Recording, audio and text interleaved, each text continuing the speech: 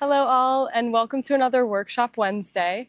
My name's Emma, and I'm a wellness coach. I work for Empowering Wellness Counseling Solutions under licensed mental health counselor and brain coach Jen Evans. This week, Jen talked about becoming a detective in your own life. So sleuthing around and finding those little tiny moments where you can help yourself get closer to your wellness goals. And this is a big step towards making big changes, is actually making the tiny small changes that domino effect into the bigger ones. And each time you're chipping away a tiny piece of the mountain, you are chiseling this big picture goal that you're looking for. And so in this Workshop Wednesday, we'll do a 5-minute timer.